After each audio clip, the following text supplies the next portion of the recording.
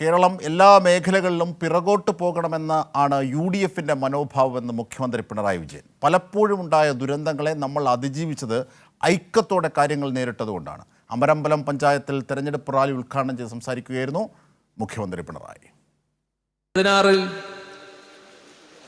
നമ്മുടെ നാട് വലിയ തോതിൽ പുറകോട്ട് പോയിരുന്നു. ഇനി നമ്മുടെ നാടിന് മുന്നോട്ട് വരാനാകില്ല എന്ന് ചിന്തിച്ചവർ ധാരാളം ഉണ്ടായിരുന്നു. പക്ഷേ അതെല്ലാം തിരുത്തിക്കൊണ്ട് തന്നെ മുന്നോട്ട് പോകാൻ നമുക്ക് കഴിഞ്ഞു.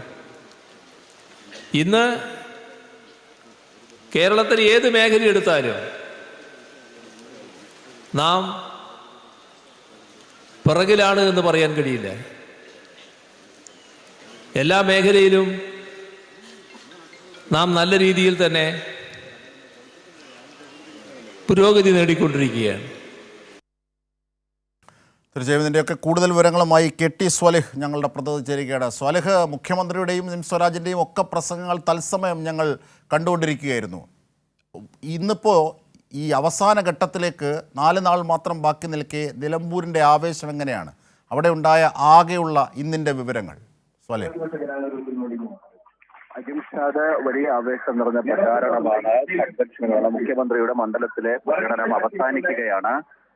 ജമാഅത്തെ ഇസ്ലാമിയുമായി ബന്ധപ്പെട്ട വിഷയങ്ങളിൽ തന്നെയാണ് UDF സഖ്യത്തിൽ ഉണ്ടാവുന്നത്. രാജ്യത്തെ വിഘടനവാദികളെ പിന്തുണക്കുന്ന നടപടിയാണ് എന്നാണ് മുഖ്യമന്ത്രി പറഞ്ഞത്.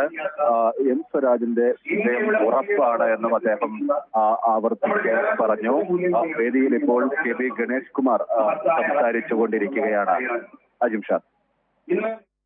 ശരി, KT സ്വാലിഹാണ് വിവരങ്ങൾ, വിശദാംശങ്ങൾ നൽകിയത്. എന്തായാലും ആവേശക്കടൽ തീർത്താണ് അവിടെ LDFിൻ്റെ പ്രചാരണം പുരോഗമിക്കുന്നത്. എല്ലാ മുന്നണികളും അവരുടേതായ റോഡ് ഷോയും പ്രചാരണത്തിലുമൊക്കെ സജീവമായി നിലനിൽക്കുന്നു.